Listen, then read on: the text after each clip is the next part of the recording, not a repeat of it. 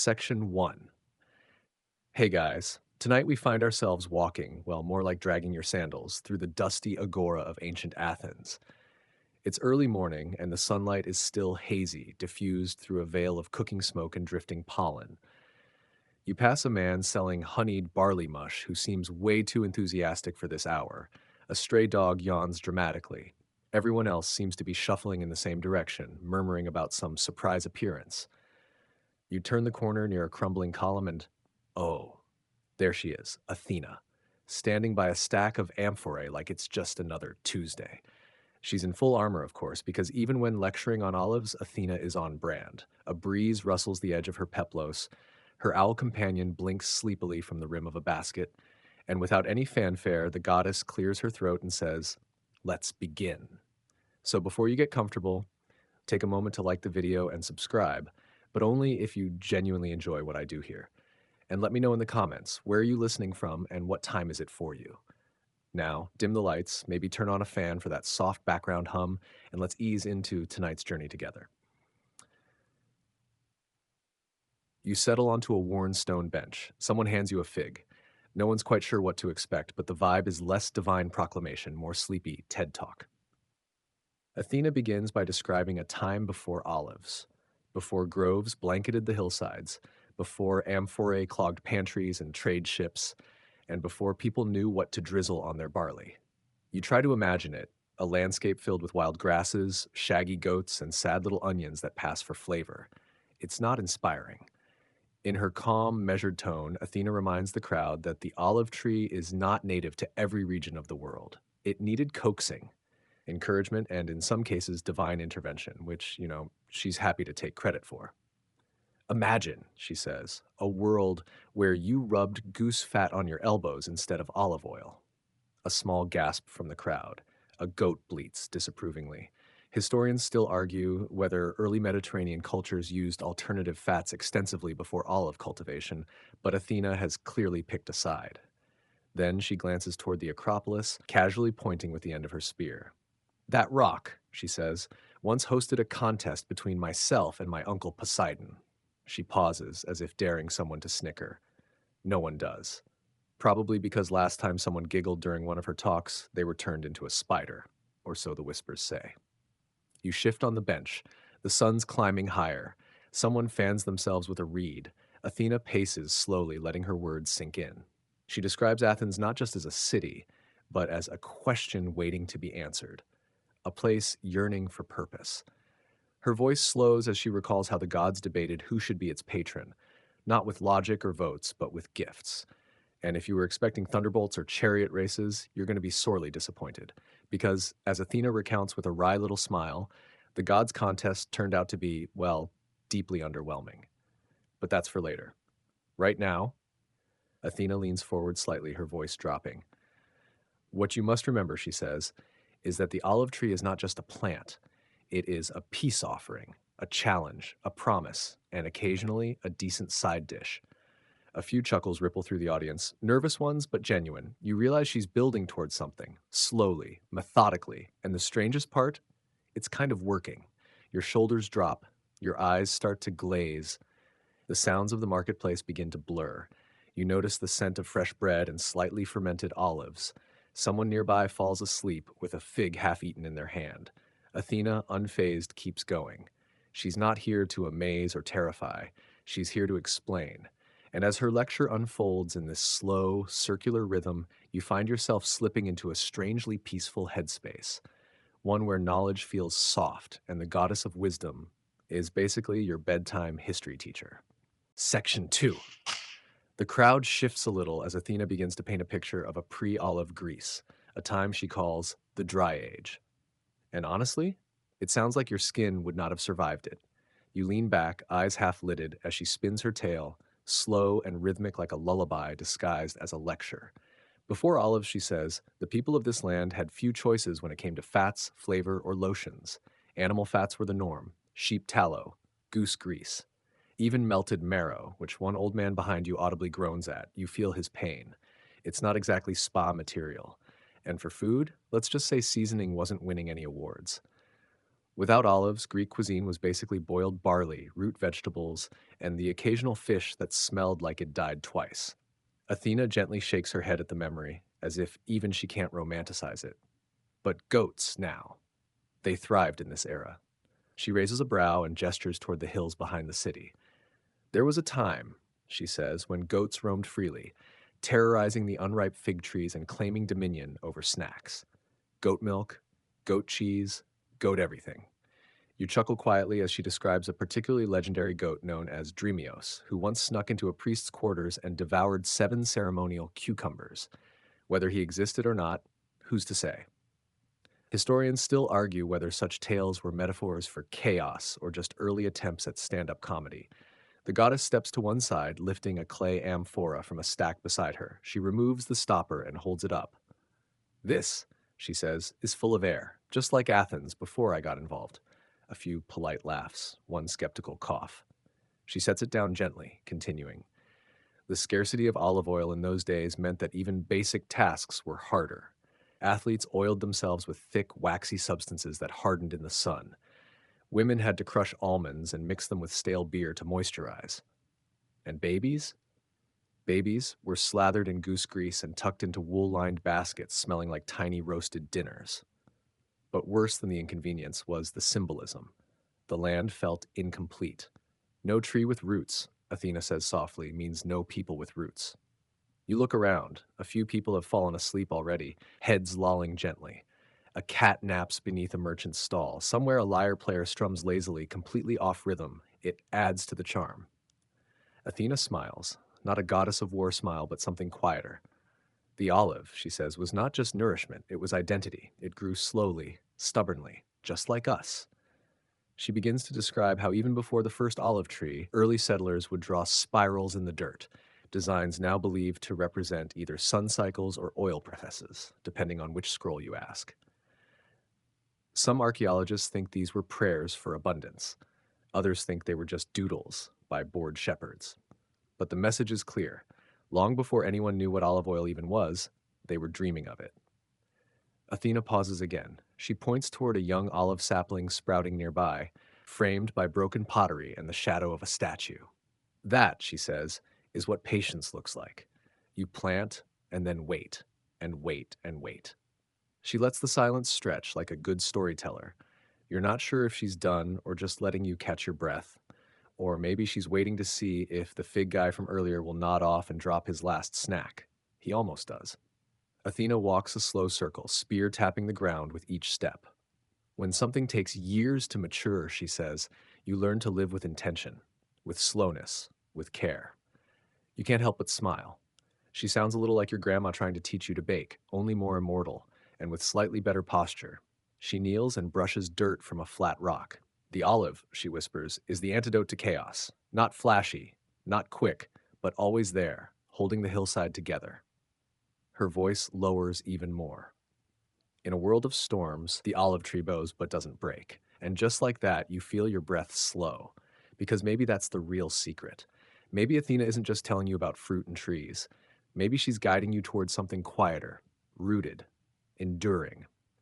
You hear a man begin to snore in the back row. Someone else drops a sandal. Athena doesn't mind. If anything, she seems pleased. The message has landed. The tree is planted. And now it just... Section 3. The sunlight filters lazily through the fig trees at the edge of the agora as Athena continues, her voice now taking on a slightly amused tone. She straightens her helm, flicks a speck of dust off her breastplate with theatrical flair, and announces, and then came Poseidon. You try not to yawn too obviously. The god of the sea, earthquakes, and very loud entrances had heard that a new city was being built, a place of promise, trade, and civic pride. Naturally, he decided it needed his personal touch. And by touch, she means thunderous arrival, trident in hand, and the subtlety of a bored dolphin crashing a pottery workshop. Athena shakes her head with a smirk. He arrived on a chariot pulled by hippocamps, she says, which, while dramatic, tends to upset the goats. You imagine the scene. Terrified farmers, waterlogged grain, and Poseidon dramatically striking the ground with his trident. From the impact burst forth a spring of salt water, not exactly what you'd call drinkable, nor was it great for crops or particularly inspiring to poets. Historians still argue whether the salt spring at the Acropolis was truly a religious symbol or just a naturally occurring brine pool that got upgraded by myth. Either way, the crowd wasn't thrilled. Someone reportedly asked if it could at least be used for pickling fish. Poseidon was not amused. Then came Athena's turn. There was no fanfare, no chariot, no aquatic beasts doing synchronized backflips, just the goddess stepping forward, planting her spear gently into the soil, and out sprouted a tree.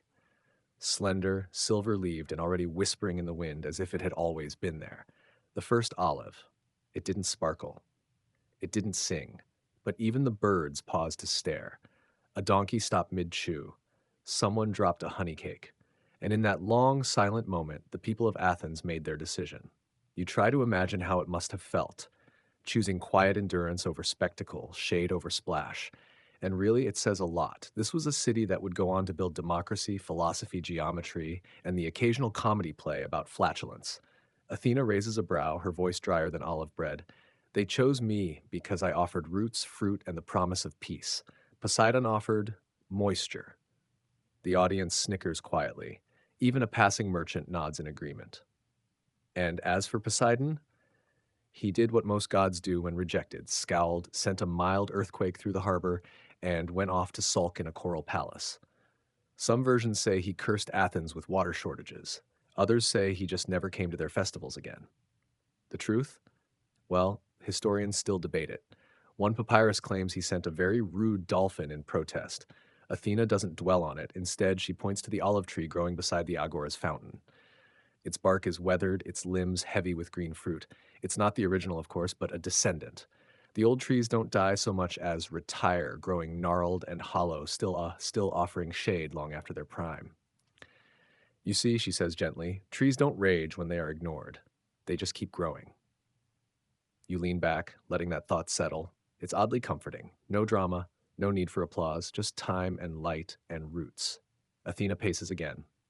That's why the city is named Athens, not, she pauses, pretending to struggle for the word, Poseidonia.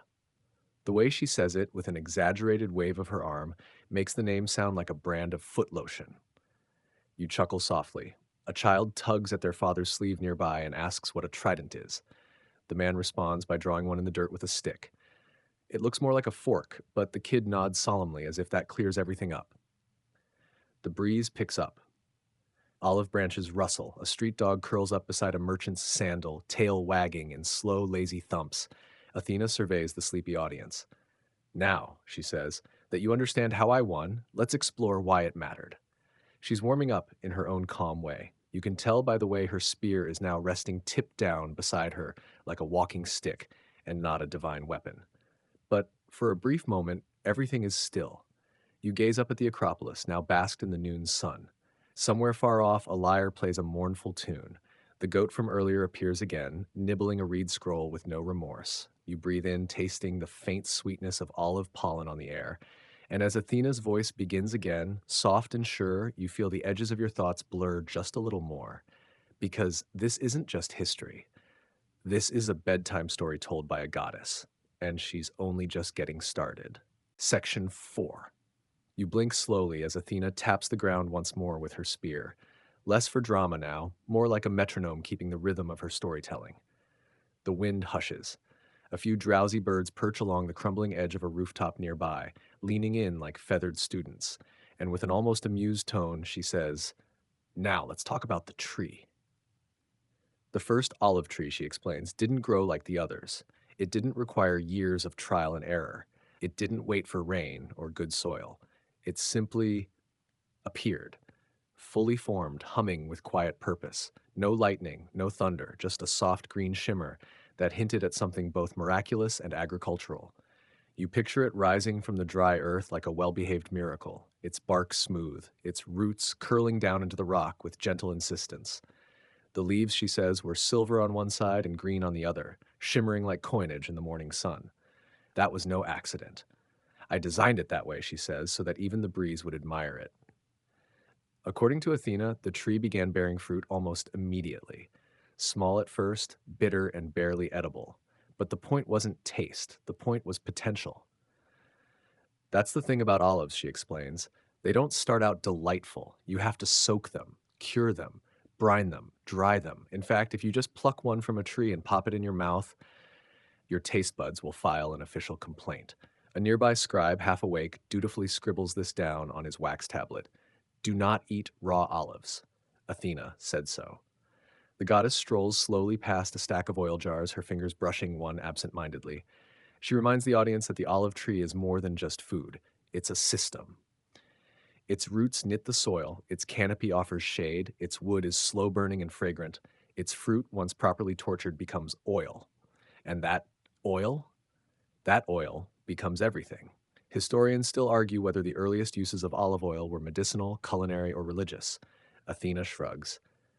Yes, she says simply, they were all of those things. She pauses, letting that truth hang in the warm air like incense smoke, and then with a hint of mischief, she asks, have you ever tried to grow an olive tree from a pit? The question feels rhetorical. Most of the audience probably hasn't. But a few farmers nod with the slow, weather-beaten wariness of people who've tried and failed. Because here's the thing, olive trees are picky. They don't sprout from seed easily. The ones that do tend to be wild, unruly, bitter. To grow a good tree, you need to graft a branch from an older one. In other words, every cultivated olive tree you see is part of a lineage, a living heirloom. Athena's gaze sweeps across the agora. The tree I planted, she says softly, is the ancestor of all the sacred groves in Attica. Each grove a chapter, each branch a sentence. A boy sitting nearby stirs and whispers, so it's like a scroll you can eat? His mother hushes him, but Athena smiles. You find your eyelids getting heavier as she describes the tree's slow growth, not in weeks or months, but years. Olive trees don't hurry. The first proper harvest might take a decade, but once they start, they don't stop. Some trees in Greece today are over 2,000 years old, gnarled, hollow, practically ghost-like, and still fruiting. There's something comforting about that. In a world where everything seems to expire or break, the olive tree just keeps going, with quiet stubbornness. Like an old philosopher who refuses to die until someone finishes the debate about whether pleasure or virtue is the true good. Athena crouches beside a young sapling near her feet. She whispers something to it in a language too old to translate, then stands. That one, she says, might outlive all of you, and it won't even gloat about it. A gentle chuckle passes through the crowd. The sun slips behind a thin cloud. Shadows stretch across the agora's dusty stones. The city slows, even the bees seem drowsy now, and you, lulled by the gentle rhythm of the goddess's words, begin to feel the lesson settle deep in your bones. Growth is slow. Good things require waiting, and nothing that lasts ever happens overnight. You feel your fingers slacken, your breathing slows, the warm scent of earth and crushed olive leaves fills your lungs. The breeze rustles the tree again, like a page turning in a book you're too sleepy to finish. But that's okay, the tree's still growing, and Athena's not done yet. Section 5. The breeze curls around you, soft and steady, as Athena takes a step closer to the amphorae and begins what she calls her practical segment. You're not quite sure what that means at first, until she picks up a jar, lifts the lid, and starts talking about skincare. That's right, skincare, because apparently one of the first things ancient Athenians did with olive oil after not eating it raw was smear it all over themselves, liberally, gleefully, sometimes unnecessarily. You see, Athena says with a faint smile, beauty and vanity often walk arm in arm, even in temples. The Greeks didn't just use olive oil to cook. They bathed in it, rubbed it onto their arms and faces, massaged it into their scalps and ankles, and yes, even their elbows. Olive oil wasn't just for bread. It was for shine, for scent, for social status. Historians still argue whether olive oil in beauty rituals was more about hygiene or symbolism. But Athena's position is clear. It made you smell better than goat. And that, she insists, is never a small achievement. She recounts how athletes in the gymnasium would coat themselves in oil before training, then scrape it off afterward using a curved tool called a strigil, a combination of sweat, dust, and oil, she adds, called gloios. Some vendors even bottled and sold it. Don't ask. You feel your stomach roll slightly. Bottled athlete sludge is not the bedtime image you were hoping for. But like most things Greek, it was apparently both revered and bizarrely marketable. The women of Athens weren't to be outdone. Olive oil mixed with honey became a facial cleanser. Add a dash of myrrh, and you had perfume. Stir in a bit of charcoal and you got early eyeliner. Everything had a purpose, even the byproducts. Athena picks up a small clay pot and opens it. This, she says, is a mixture I gave to the priestesses of my temple: olive oil, crushed chamomile, and a hint of rose resin. She holds it out for people to sniff. You can almost catch the scent from where you sit: floral, earthy, timeless. There's a pause as she gently rubs a bit onto her wrist. The gesture is so unexpectedly human, so calmly feminine, that for a second you forget she's the goddess of war. Then she adds with a raised brow, "It also repels flies, very important when your temple is uphill." The crowd titters. She continues walking, listing odd ancient beauty treatments involving olives, sun protectant pastes, hair oils for braiding contests, ceremonial anointing before weddings. Even the dead, she notes, were rubbed in oil before burial, though they appreciated it less. There's something soothing about this detour into vanity. It's gentle, repetitive. You imagine rows of Athenian women brushing olive oil into their hair by firelight, or young men massaging it into aching shoulders after an afternoon of javelin practice. There's rhythm in the care, a kind of sacredness in the ordinary. Athena pauses to describe how olive oil was kept in special vessels, lekithoi, tall, narrow jugs painted with graceful figures and scenes from myth. Some were used only for the finest oils. Others were buried with their owners. Still others were tossed aside after market days, their necks cracked and spouts chipped. The point, she says, is that olive oil wasn't just a luxury. It was a part of the body, the household, the ritual. It soaked into every corner of life, slowly, like light through linen. One scroll from the 5th century BCE even described a beauty contest held in a village where the winner was determined by whose skin gleamed most in the sun. She was practically a mirror. Athena chuckles, and probably very slippery. You smile in spite of yourself. She lifts a sprig of olive leaves and rubs it between her fingers. "They thought I was teaching them how to grow a tree," she says quietly, "but I was teaching them how to tend themselves, carefully, patiently, rooted in ritual." Another breath of warm air slips past your cheeks. Someone nearby yawns. A bee hovers above a cup of diluted wine, then decides it isn't worth the effort. You agree? Athena sets the jar back down. "That's enough vanity for now," she murmurs. "Next we'll cover bruises and bandages. Because in Greece, even beauty is only skin deep until a hoplite throws a spear at you. But for now, you let yourself linger in this fragrant stillness. Olive blossoms drifting like ash, amphorae cooling in the shade, and a goddess with soft hands and a sharper mind, whispering the secrets of softness in a world carved from stone." Section 6. Athena brushes a curl of hair from her cheek. Not that it's out of place, really, but more as a punctuation to the transition. The moment she says, "Now, let's talk about bruises," a few people in the crowd perk up, and you suspect it's because the last time she offered medical advice, someone walked away with fewer teeth but much clearer sinuses.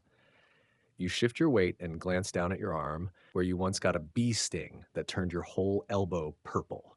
Apparently, in ancient Greece, that would have been handled with, you guessed it, olive oil. Because beyond beauty and buffing, olive oil found its way into warfare, healing, and what Athena calls strategic slipperiness. She recounts how warriors, both hoplites and lower ranked infantrymen, carried flasks of oil into battle. Not to fry anything, no, but to apply to chafed skin, cracked heels, and yes, onto armor straps to keep them from sticking. "It's hard to look heroic when your greaves squeak," she adds with a smirk. Historians still argue whether ancient physicians truly relied on olive oil as a primary healing agent, or whether it was simply used because it was always around. Athena shrugs, then launches into her version of the truth, which naturally involves a centaur with a limp and a very creative use of warm compresses. You try not to laugh out loud when she claims that one Athenian healer insisted his olive oil and mint salve could cure heartbreak, migraines, and excessive dancing. "It worked on 2 out of 3, she deadpans. The oil, when warmed and applied gently, was used to massage out muscle knots and soothe bruised flesh. Athletes swore by it. So did wrestlers, who, Athena makes very clear, greased themselves up not just for show, but for function. It's harder to pin down someone who's basically a slippery eel." She pauses.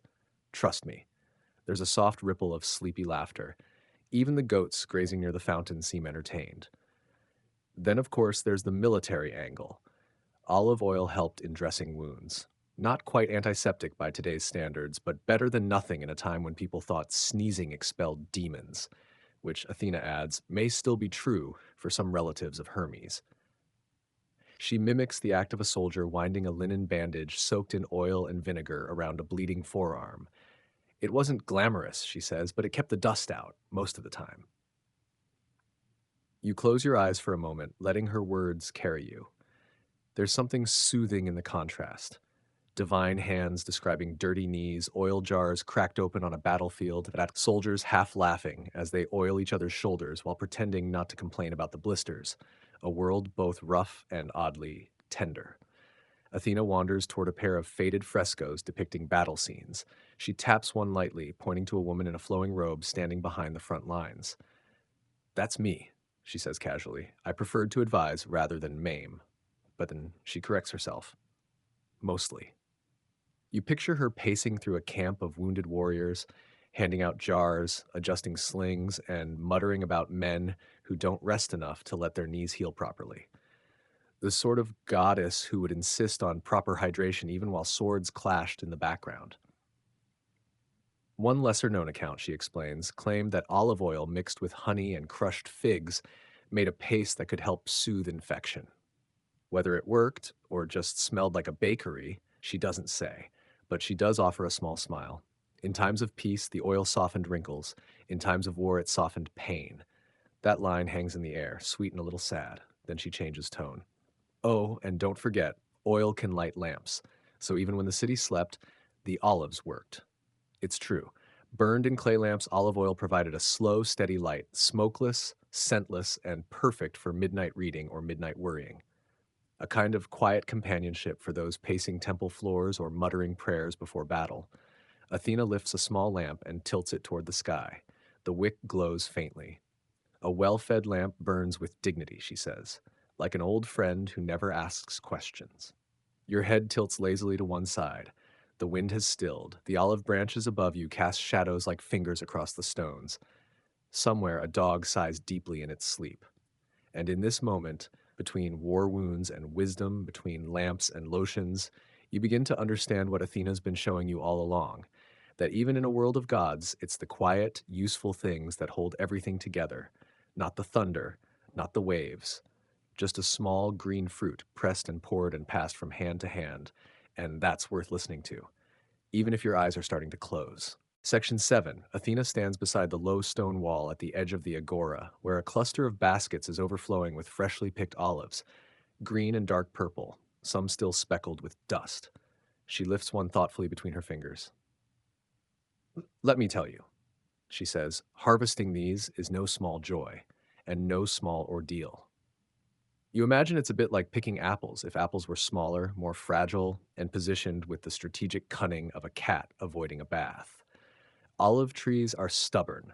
Their branches are often too high. Their fruit doesn't all ripen at the same time. And the trees themselves have no interest in cooperation. So, how did the ancient Greeks gather olives? Athena begins to explain, pacing slowly and casually as if she's not literally a divine being giving you a horticultural rundown. First, you need timing, she says. Too early, and they're bitter. Too late, and the birds beat you to them. Or worse, the neighbors. Historians still debate whether the first olive groves were strictly communal or privately owned, but either way, harvest season was a production. It required ladders, usually wobbly, long poles to knock down stubborn fruit, tarps or nets spread beneath the trees, and of course, a healthy sense of humor. You haven't truly lived, Athena says dryly, until you've been whacked in the face by a falling olive while arguing about politics. You smile faintly, picturing a group of Athenians yelling about democracy while ducking olives. The picking itself was often done by hand, especially for high-quality fruit meant for oil. Gentle pressure, a twist, a pluck. Olive bruises easily, and bruised olives make bitter oil. So every harvest was a slow, meticulous affair, half farming, half ballet. And yes, children were often involved.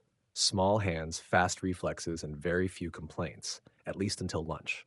They sang harvest songs, Athena says, most of them off-key. She hums a few bars of a tune, low and repetitive, about olives dancing into jars. It's not exactly a chart topper, but it makes your eyelids droop. Beyond the picking came the sorting, separating the good from the questionable. You don't want worm-bitten olives in your best oil, she explains, unless you're giving it to your in-laws. A chuckle rolls through the crowd. Even the sleepy dog from earlier thumps its tail approvingly. Athena gestures to an imaginary hilltop, painting a picture of an ancient grove shimmering in the early morning. The workers rise at dawn. The air smells like sun-warmed stone and crushed leaves. Someone shouts something about slippery rocks. A clay jug tips over. A rooster decides it's heroic. And all through the day, people pluck, shake, and sort. If you're lucky, you get a shady tree. If you're really lucky, you get a basket that doesn't have a hole in the bottom. But as Athena explains, the harvest wasn't just about technique. It was also about timing, socially speaking. This was the season when gossip flowed like wine. Alliances were formed and broken over olives, marriages discussed, feuds reignited, children mysteriously disappeared and were later found napping under trees. One time, she notes, a minor priest refused to help with the harvest, claiming he was too holy to bruise his fingers. In protest, his neighbors oiled his sandals and released a goat into his garden. Athena says she did not condone this, but she didn't intervene either. There were even harvest feasts, small and impromptu.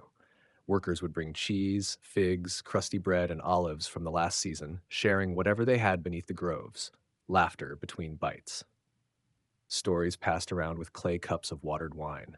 Athena pauses, and when the sun set, she says softly, they looked at their stained fingers, aching backs, and full baskets, and they felt rich. Because, she explains, olive harvest wasn't about wealth and coins. It was about abundance you could feel, hold, taste. You shift slightly as she describes the press carts arriving, teams of donkeys clattering down dirt paths, baskets strapped high, and the promise of fresh oil ahead. The presses were waiting, she says, but we'll get there soon. Someone in the back of the crowd snores gently. She looks toward the west, where the hills dip in shadow, and adds, "You'd be surprised how many of your ancestors were born 9 months after the harvest." There's a pause, a few chuckles, one scandalized gasp. Athena waves a hand. Hard work, cool nights, warm fires, things happen. You're not sure whether she's joking. She probably is. Probably. But the message lingers. The olive harvest was more than work. It was rhythm, community, a chance to move slowly together towards something nourishing, even if that something stained your fingernails. And as she lifts one last olive and places it into a basket, you watch it settle among the others like a green comma, just another breath in the long, quiet sentence of the land. Section H. Athena steps back into the circle of sunlight with a new gleam in her eye, the kind that says, I'm about to stir the pot. And she does, but not with oil this time. She begins to describe a scene that could only happen in Athens, a full-blown philosophical debate about olives. You stretch your legs slightly and settle in. This should be good. She sets the scene. A gathering of thinkers, toga-wrapped and sandal-clad, reclining in the shade of an olive grove. On one side, the practical farmers, sun-darkened skin, cracked hands, and an entire lifetime of kneeling under trees. On the other side, philosophers, cleaner fingernails but not necessarily cleaner ideas. You'd think, Athena says, that everyone would agree olives are good. But no. Welcome to Athens, where even agreement must be argued first. The farmers spoke in specifics, the best soil blend, the right pruning techniques, how much to bribe the tax collector to ignore a slightly expanded grove. The philosophers, meanwhile, insisted on asking questions like, what is an olive, truly? And can one know the essence of bitterness without the olive to embody it? You can imagine the blank stares. Historians still debate whether these olive debates ever made it into official city policy. Some claim olive-related laws were passed thanks to pressure from groves near the academy. Others think the philosophers just liked pretending their opinions fertilized the trees. Athena describes one particular exchange between a young philosopher and an elderly farmer named Eutonios, who claimed olives preferred to be sung to during picking. The philosopher tried to refute it with logic. Eutonios smacked him with a branch and told him to come back after his first harvest. I sided with the farmer, Athena says, obviously. And really, who wouldn't? Eutonios probably never wrote a scroll, but he knew the mood of a tree just by touching the bark. Still, the philosophers wouldn't let it go. They held gatherings to analyze the symbolic nature of oil. Was it a metaphor for wisdom? Did its clarity mirror moral virtue? Was its viscosity a lesson in balance between excess and moderation? You'd be surprised how long they talked about viscosity, Athena murmurs. One orator gave an entire speech declaring that olive oil, being both nourishing and flammable, embodied the duality of the human soul. He later tried to bathe in it, she adds, and slipped down 7 temple steps. You suppress a laugh. Then there were the city officials caught in the middle. They had to decide how to regulate olive groves, tax exports, and prevent smuggling. One poor clerk tried to implement a counting system using carved pebbles and nearly started a minor uprising when he taxed a sacred tree. Athena shakes her head fondly. They meant well, but they didn't know the first thing about pruning. She begins to describe how these tensions between the practical and the theoretical shape not just agriculture, but Athenian identity. The olive tree was in the courtroom, the council hall, the schools. It featured in poems, prayers, and insults. May your groves wither was not something you said lightly. And yet, despite the debates, the groves kept growing. No matter how abstract the arguments became, someone still had to get up before dawn and check for beetles. Someone had to brine. Someone had to balance the ladder. The philosophers, to their credit, sometimes visited the groves, just not often. One popular story told of Plato himself attempting to help during a harvest. He dropped a basket on his foot and lectured the tree for an hour, Athena says. The tree was unmoved. And you realize that maybe the debate was never meant to be settled. Maybe that's the beauty of it. That even in a city of ideas, the olive tree stood as something real, something rooted, something you couldn't argue your way into or out of. Athena turns to a nearby sapling and gently straightens one of its thin branches. In the end, she says, the farmers gave the world olives. The philosophers gave the olives meaning, and I gave them both shade. The wind picks up again, fluttering the pages of a scroll resting on someone's lap. A bird chirps once, then stops as if too sleepy to finish the sentence. You feel your breath sink with the rustle of leaves. Your thoughts drift lazily between laughter and learning, between the certainty of soil and the mystery of metaphor. And as Athena pauses once more, you catch yourself smiling, not because of a joke, but because in a strange, quiet way, the debate itself has become soothing. A reminder that even something as small as an olive can spark 1,000 questions and still taste delicious on bread. Section 9. Athena now gestures to a stack of amphorae beside her, each sealed with wax and stamped with various symbols. Owls, laurels, even one that looks suspiciously like a goat mid-sneeze. She taps one gently and says, "Let's talk money." And just like that, olives get serious. Because while philosophers might ponder the soul of an olive and farmers might wrestle it from stubborn branches, it's the merchants and taxmen who turn it into gold, or at least into shiny bronze coins and well-oiled ledgers. Athena begins calmly, her tone dipping into the kind of relaxed explanation you'd get from a banker who also knows how to throw a spear. People forget, she says, that Athens didn't just run on ideas, it ran on exports. And chief among those exports? Olive oil. Gallons of it. Amphorae stacked high in the hulls of merchant ships, sloshing gently as they made their way to Egypt, Phoenicia, the Italian coast, and beyond. Historians still argue whether Athens became a naval power because of its olive oil trade or merely benefited from it. But Athena, ever modest, implies she gave them a nudge. You can't conquer the seas on dry bread alone. The demand was immense. Olive oil was used in temples, kitchens, medicine, even in the anointing of foreign dignitaries. Greek oil had a reputation, smooth, aromatic, occasionally smug. Some merchants boasted that their amphorae contained sunlight pressed. Of course, this popularity created a bit of a black market. Athena recounts how certain unscrupulous traders would water down their oil or mix in lower quality batches from the Peloponnesus. It always came back to bite them, she says, usually in the form of a very annoyed priest. You imagine a poor merchant being dragged before a tribunal trying to argue that the cloudy green sludge he delivered was just rustic. Athena would not have been impressed. Still, the city itself embraced olives economically. Athenian laws protected sacred olive groves, especially the original ones believed to descend from her tree. You couldn't just chop them down, not without risk of fine, exile, or worse. A strongly worded visit from a priestess with legal scrolls and very good aim. Athena walks toward a tall amphora painted with winding vines and birds. These, she says, weren't just jars, they were currency. And it's true. Amphorae full of oil were sometimes used as prizes in competitions, offerings to temples, even forms of dowry. One particularly dramatic wedding story involved a bride who brought 20 amphorae as her contribution, each sealed with a different herb-infused oil. Her husband-to-be arrived late and reeking of fish. She married the amphorae instead, Athena deadpans. There were even specific oil inspectors, known as astinomoi, whose entire job was to verify the quality and authenticity of oils sold in the agora. If they caught you cheating, they could confiscate your jars, fine your estate, or make you drink your own bad blend.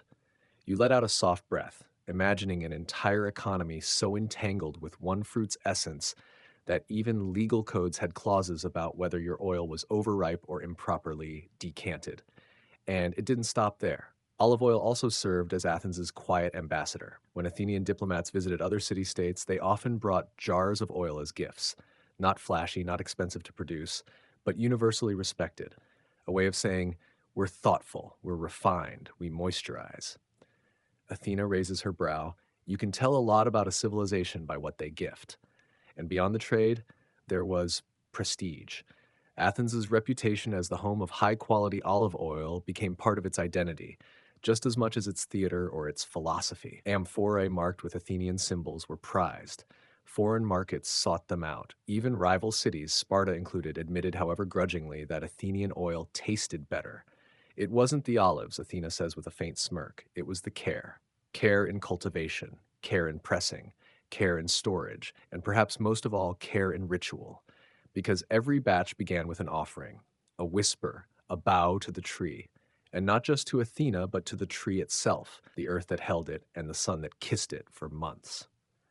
As she walks slowly between the amphorae, her fingers trailing across their painted surfaces, you begin to see them differently. Not just jars, not just containers, but vessels of culture, memory, intention. And maybe that's what made Athenian oil special. Not just its clarity or flavor, but its story. Every drop a record of hands, of labor, of care passed down like a quiet song. Athena stops and lifts one jar. This one, she says, was pressed the year the theater of Dionysus was built. The trees knew. They bloomed brighter. You smile.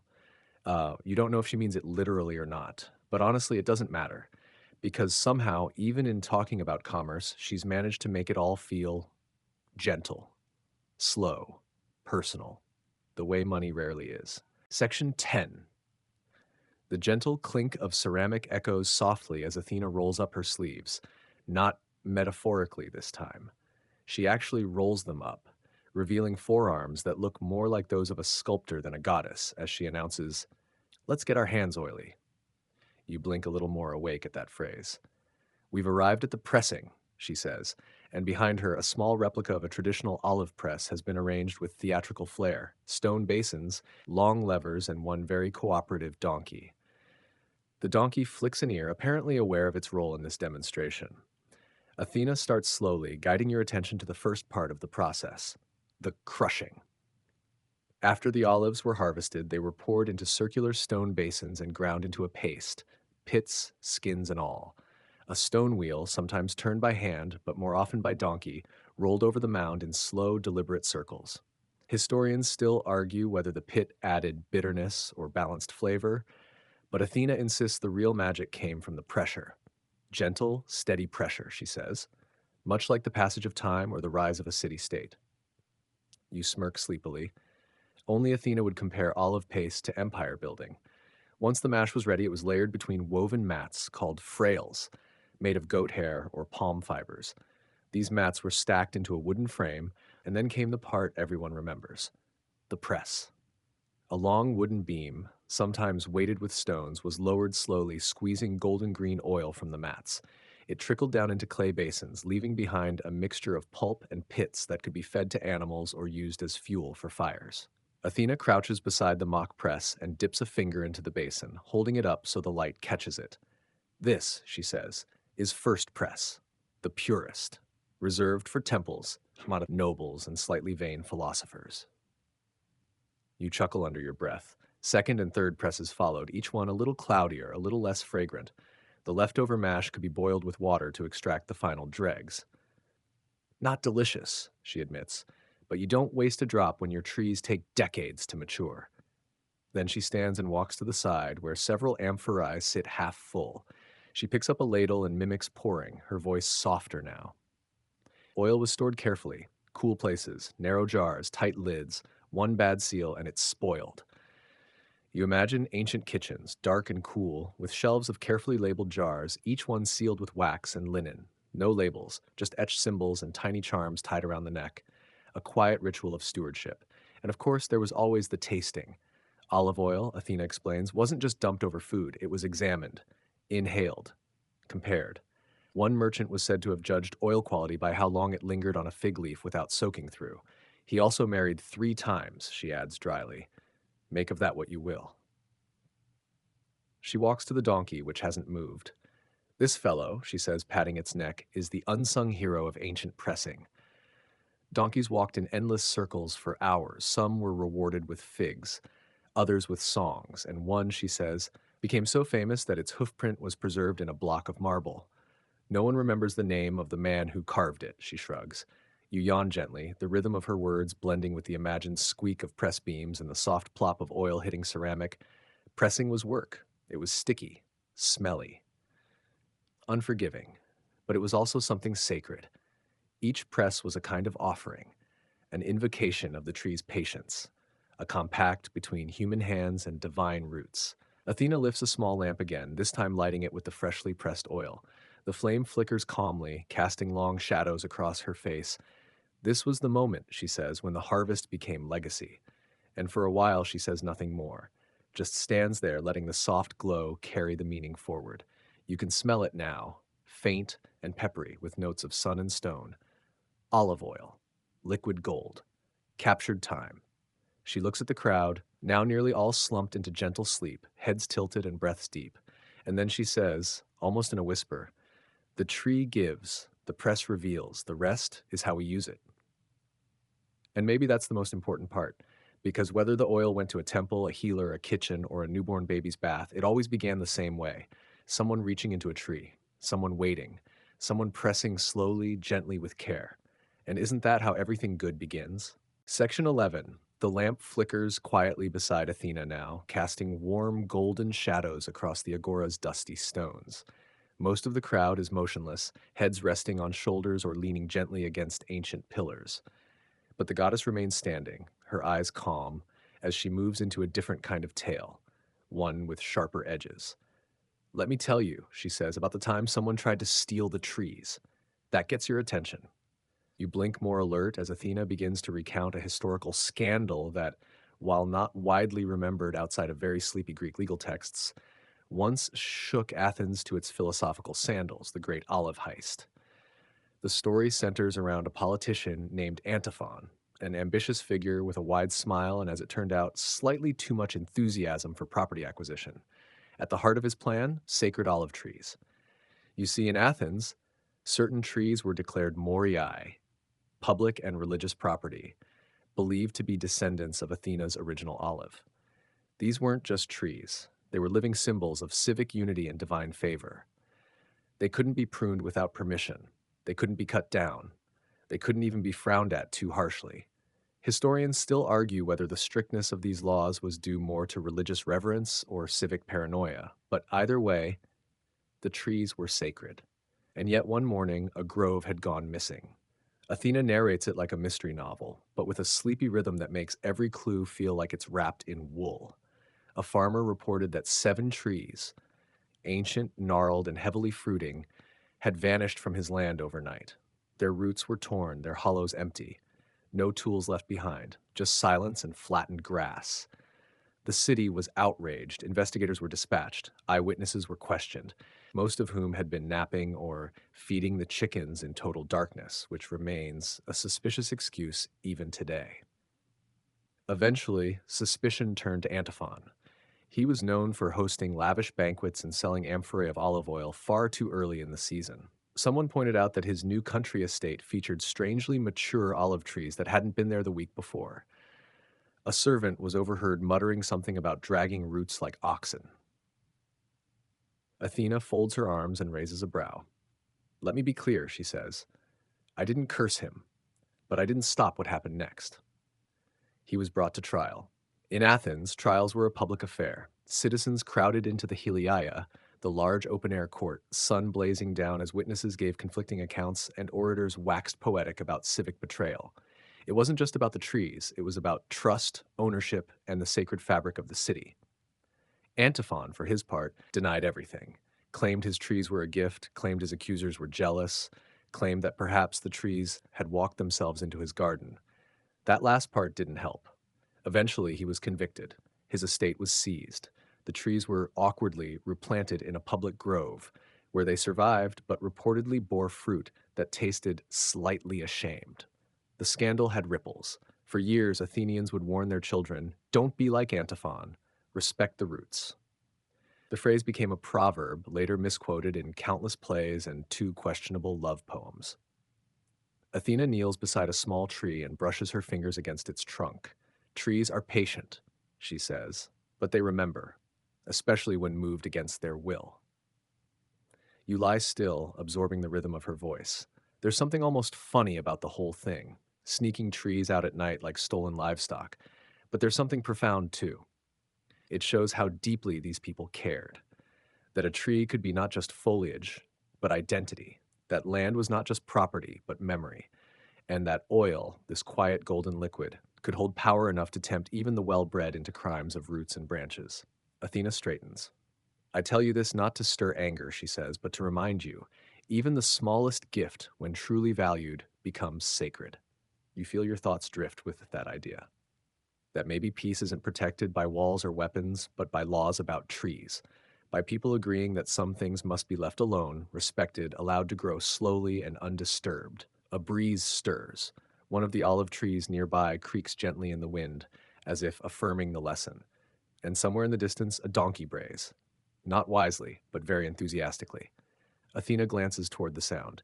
Even he agrees, she says. Steal a god's tree, and you're asking for a very long trial.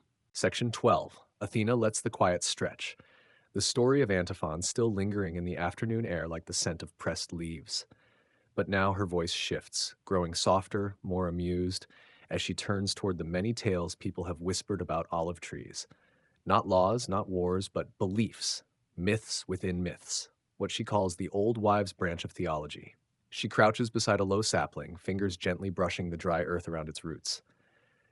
People, she says with a smile, like to explain the world with stories, even when the stories are strange. Take, for example, the legend that if you place an olive pit beneath your tongue during an oath, you cannot lie. Athena raises an eyebrow. Completely false, she says. I've seen people lie with olives in both cheeks. Uh, but the belief endured. She goes on, recounting how children were told that sleeping beneath an olive tree would grant prophetic dreams, visions of distant lands, lost relatives, or where someone had hidden the last fig tart. Conveniently, she adds, this also kept them from playing too close to the sacred groves. Then there's the popular superstition that if two olive trees grew too close together, one would steal the strength of the other. Farmers would sometimes separate saplings with small clay totems, shaped like little owls or turtles, to keep the peace. No one knew if it worked, but no one dared test it twice. Historians still argue whether such totems were religious objects or just rural folklore passed down over bread and wine. Athena insists they were mostly ornamental, but, she says with a wink, a tree that believes in luck grows straighter. She recounts one particularly strange tale about a woman named Droma, a known herbalist who claimed that if you whispered your worries into an olive branch, tied it with red thread, and buried it beneath a crossroads, your misfortunes would pass to the next traveler. Which, Athena adds, is why I advise avoiding crossroads in goat country. Some used olive oil as protection, not just for skin, but for spirits. Newborns were anointed with it to ward off envy. Warriors dabbed it behind their ears before battle. One fisherman swore it kept sea monsters away. Another claimed it attracted them. They never met, Athena notes, which is probably for the best. She steps toward a patch of older trees, their trunks gnarled like the faces of thoughtful elders. These trees have been called stubborn, she says, but they listen, they watch. In some villages, people believed the trees could remember faces, that if you insulted one, it would twist away from the path or drop its fruit early in protest. And then there were the blessings. In rural weddings, olive branches were placed in the bride's sandals for fertility. In funerals, they were set on the brows of the deceased to guide the soul's passage. In at least 3 towns, olive oil was poured onto doorsteps every full moon to protect from gossip. Not ghosts, Athena clarifies. Gossip. Far more dangerous. You're not sure whether to laugh or nod solemnly, so you do a sleepy version of both. She reaches into her robes and pulls out a dried olive twig, its leaves silvery and thin. This one, she says, was from the first grove planted after the Great Fire. They said it grew faster than all the others because it had heard the prayers of 1,000 mourners. Whether true or not, it stayed green long after its neighbors faded. You watch as she gently tucks the twig behind a broken piece of column, leaving it there like a quiet benediction. And that's the thing with stories, she murmurs. They don't have to be real to take root, they just have to be told. The wind moves again, carrying with it the faintest scent of rosemary, or maybe memory. A nearby elder nods off completely, his cane toppling with a soft clack. Nobody minds. Even the pigeons seem hushed. Athena's gaze drifts upward, toward the high slopes of the Acropolis. Some say if you stand beneath an olive tree during a thunderstorm and whisper the name of someone you love, the tree will remember it. And if they pass by later, the branches will bend ever so slightly to brush their shoulders.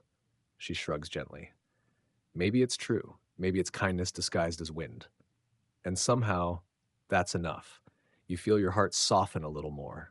Because there's something oddly beautiful in a culture that gives trees this kind of attention, that treats them not as furniture for the earth, but as fellow travelers, story holders, secret keepers. Athena turns back to the grove, her voice now barely above a breath. These stories, she says, they weren't meant to be proven, they were meant to be remembered. And you will. Because even if you forget the names, or the places, or the recipes, you'll remember the rustle of the leaves, the way the shadows danced, the way the goddess smiled when she said that some truths grow better when wrapped in myth. Section 13. The grove grows quiet again as Athena stands with her back to the sun, casting a long tree-like silhouette across the worn stones of the agora. Her next words come not with grandeur, but with a gentle weariness, like a grandmother beginning a story she's told too many times, but knows still needs to be heard. Now, she says, let's follow the olives beyond these hills. Because as rooted as the olive is in Athens, it never stayed put. Not entirely.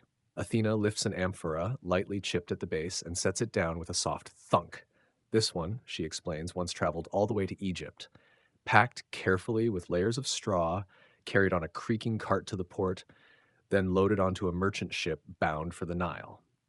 Traded for linen, she says, or glass, or perhaps just goodwill. Athenian olive oil, as she recounts, was one of the city's most elegant ambassadors. It flowed into Persia, into Carthage, into the kitchens of Macedon and the bathhouses of faraway islands. And with it went Athenian influence. Quiet, fragrant, slow-moving influence. Historians still debate whether olive oil truly shaped diplomatic ties or simply traveled alongside more important goods like metals or wine. But Athena's position is simple. You can't pour diplomacy. You can only serve it. You picture a merchant arriving in a dusty port, rolling out a sealed amphora, wiping the clay with a cloth, and handing it to a foreign noble. A subtle exchange, a gift with no strings, just a little sun, a little soil, a little story from another world. And in time, other cities wanted their own trees, their own presses, their own legacy of liquid gold. But the Athenian oil carried something different, a reputation not just for quality, but for refinement. Even in places where the olive tree didn't grow easily, people wanted the jar, the symbol. The taste of a culture that praised wisdom, patience, and a certain stubborn kind of excellence. Athena tells of a Scythian chieftain who was gifted a basket of preserved olives and declared them oddly satisfying. Of a Roman senator who refused to use local oil even at his own banquet. Of a Phoenician priestess who used Athenian oil in a moonlit ritual, not because she believed in Athena, but because gods recognize good offerings. You can't help but smile. Apparently, even the divine have taste. And then there were the political uses. Athenian envoys didn't arrive empty-handed. Alongside scrolls and treaties came gifts, lamps, bread, and of course, oil. In one account, a city on the western coast of Asia Minor granted trade rights to Athens in exchange for a yearly crate of sacred oil from the Panathenaic Games. It wasn't the quantity, Athena says, it was the meaning. Because Panathenaic oil wasn't just pressed, it was blessed, offered to the victor of the city's grand festival, a prize greater than gold. An entire amphora of oil, painted with scenes of athletes and gods, sealed with care and meant to last a year, or at least until the next contest. She lifts a replica, darkened with age, and runs her fingers across the designs. This, she whispers, was what pride looked like. Pride, peace, and just a little competitive spirit. You begin to see olive oil as more than food or fuel. It was a carrier of identity, a silent messenger, something that crossed borders without demanding anything, just offering a little light, a little smoothness in the rough parts of the world. Even the vessels mattered. Athenian potters designed amphorae with strong handles for sea travel. Their shapes became standard. Their clay bore the fingerprint of a city, and even when the oil was long gone, the jars remained, dug up centuries later as still telling stories with their curves and etchings. Athena turns and gestures to a child sitting beside a dozing parent. Even this little one will one day grow up seeing olives on the table and not know that they once helped shape peace. And yet, the peace held. For all the wars and squabbles, the insults disguised as philosophy, the olive tree endured. It connected cities, carried taste, smoothed tensions, outlived empires. Athena gazes out toward the sea, her voice lowering. I've seen nations rise with swords and fall with banners, but a jar of oil offered at the right time has saved more friendships than any fleet of ships. The amphora at her feet gleams slightly in the slanted sun, and you, curled slightly where you sit, feel a warmth in your chest that has nothing to do with politics. It's the idea that something so simple could go so far, that a tree could stand in one place and yet touch 1,000 ports, 1,000 hearts, that peace, real peace, might smell faintly of rosemary and sun-heated clay. The sun now hangs low behind the Acropolis, spilling soft orange light across the scattered stones and half-dozing crowd. Athena's armor catches the glow just enough to shimmer, faintly, gently, like a story at its end. But there's one more tale to tell before nightfall, and she tells it with a slight smirk tugging at the corner of her mouth. Let's talk, she says, about cooking. You straighten a little, not out of hunger, though the mention of food certainly doesn't hurt, but because Athena's tone suggests we're entering dangerous territory. The culinary arts, she adds, are where olive oil has suffered the greatest indignities. She waves a hand, and nearby a small table is revealed under a cloth. On it, clay bowls, cracked platters, bunches of herbs, and a loaf of bread so dense it could legally qualify as a construction material. Athena picks up a vial of golden oil and begins to drizzle it slowly over the bread. This, she says, is the good stuff. First press, meant to be enjoyed with minimal interference, perhaps a touch of thyme, a slice of goat cheese if you're feeling rebellious. And it starts harmless enough, dipping bread, anointing vegetables, brushing across fresh-caught fish. You can imagine ancient kitchens lit by flickering lamps, a pot of lentils bubbling slowly, a woman humming off-key as she adds just a thread of oil before serving. But then she raises an eyebrow. Then came experiments. She recounts the time a young Athenian chef tried to make a sweet custard using olive oil and honey. The result, she explains, was described by witnesses as confusing, glossy, and vaguely fishy. A nobleman politely buried his portion under a napkin and started a trend of discreet disposal called the honey olive shrug. Historians still argue whether olive oil ever belonged in Athenian desserts. Some recipes suggest cakes moistened with citrus and oil. Others claim these were medicinal tonics disguised as pastries. Athena's judgment? Olives do many things. Being cake is not one of them. She moves on to soups. One chef, in a fit of artistic inspiration, poured half a cup of oil into a beet broth and declared it a warm swamp of wisdom. Nobody was brave enough to disagree, at least not until the next morning. But olive oil found better uses in stews, in baked figs, in drizzles over wild greens. One of the most beloved dishes, she says, was elaiomazama, A simple plate of boiled dandelion leaves, garlic, vinegar, and just the right amount of oil. It smelled like philosophy and regret, she says, but it healed the soul. And then there were wedding feasts. Athena recounts one in particular, where everything on the menu featured olives in some form. Olives stuffed with herbs, olives mashed into spreads, olives dipped in honey, and, yes, tiny cakes baked with olive oil and pomegranate seeds. By the end, she says, half the guests were asleep and the other half were mildly shiny. You stifle a laugh, or maybe it's just a sleepy exhale that gets caught halfway. She turns to the final item on the table, a small, steaming clay dish. One of the oldest recipes, she says, was simply beans cooked slowly with oil, onions, and coriander, served warm, eaten with fingers, best enjoyed while complaining about taxes. Food, she reminds you, is not just flavor, it's memory, culture, even identity. A household's olive oil told you what they grew, what they valued, what they could afford. One Athenian widow, according to Athena, hoarded a single amphora for 15 years, using one spoonful each solstice. She claimed it made her knees hurt less, Athena says. And maybe it did, or maybe she just liked the control. In taverns, a better olive oil could get you better seating. In temples, it bought you blessings. And in kitchens, it became ritual. A splash here, a drizzle there. A slow tilt of the hand that said, "This matters." Athena crouches again, running her hand over the old table.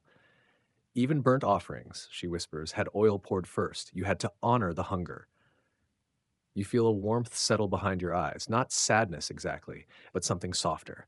A realization that in every corner of life, from birth to burial, olives found their place. In bruises, in beauty, in battle, and yes, in the simplest meals. And somehow, knowing that, the world feels a little more complete. You breathe in. The scent of olive wood smoke, slow-cooked greens, and freshly crushed herbs clings to the air like an old lullaby. A lullaby you didn't know you remembered until now. Athena stands again. So, she says with mock gravity, should you ever be offered olive cake, smile, but do not chew. Section 15, the light is almost gone now. Just a band of peach-colored sky remains above the Acropolis, and even that is fading like a breath on glass. Athena steps forward, slowly, her armor quiet now, no longer gleaming but absorbing the dim. She looks around at the grove, at the sleepy crowd, at you. And then she says, "Why do I still care?" The question isn't rhetorical, it settles gently over the stones like dew, and no one dares to answer. Not even the donkey, who has stopped chewing entirely. She continues, walking toward the oldest olive tree near the edge of the agora, its trunk twisted like old rope, hollowed by centuries, but still alive, still fruiting. She places one hand on its bark, and her voice dips low, not heavy, but tender. When I gifted this tree, she says, I did not expect statues, or temples, or songs. I expected care. She pauses, her fingers tracing the deep lines in the wood. The olive tree doesn't shout, it doesn't grow fast, it doesn't bloom in glory, it asks for patience. Sun, soil, time, and when it gives quietly. She turns to the sleeping crowd, her voice now almost a whisper. And that is the kind of thing worth teaching. You feel it suddenly, not as a grand epiphany, but as a kind of stillness inside your chest. A rootedness, a warm, slow sense of something enduring. The idea that maybe the most divine things in life aren't miracles of thunder and fire, but meals shared in silence, oil poured with care, a tree growing without applause. Athena smiles faintly, brushing her palm down the side of the tree. They asked for a gift. I gave them what would last, and they named the city for me. Not because I was loud, but because I listened. Historians still argue whether the olive tree truly outcompeted Poseidon's salt spring, whether the choice was made for utility or reverence, whether the myth is symbolic or partly true. Athena shrugs lightly. Let them argue. While they do, the trees grow. She begins to walk back, her steps slow, her figure smaller now in the cooling dark. I care, she murmurs, because the olive tree still stands. Because every time someone rubs oil into tired hands or lights a lamp at dusk or offers a bowl to a guest without asking for thanks, they carry that first branch forward. You look around. The crowd is almost entirely asleep. A boy snoozes curled up against his father's side. A cat has found a lap and declared it permanent. A breeze sighs through the trees, soft and warm like a final exhale. Athena turns back one last time. Her face is unreadable, but her voice is steady. No glory, she says. Just peace. No throne. Just roots. She vanishes into the grove, her footsteps muffled by fallen leaves. Death, and for a moment you think you hear it, the rustle of branches bending gently in the dark as if brushing the shoulder of someone passing through. A goodbye, a blessing, or maybe just the wind. You close your eyes. Wind down begins below. The night has fully settled now, soft as pressed linen. The grove is quiet, the amphory stands still, and the olive trees silhouetted against the dark look less like plants and more like old friends watching over the square. You breathe in slowly. The scent of dust and oil and earth fills your chest. Nothing moves quickly anymore. Even your thoughts are slower now, like ripples on a pond long after the stone has sunk. You remember the stories, the slippery wrestlers, the jealous goats, the olive theft, and the honey olive cakes that probably should never have happened. You remember Athena's voice, steady, amused, wise in the way of someone who doesn't need to prove anything.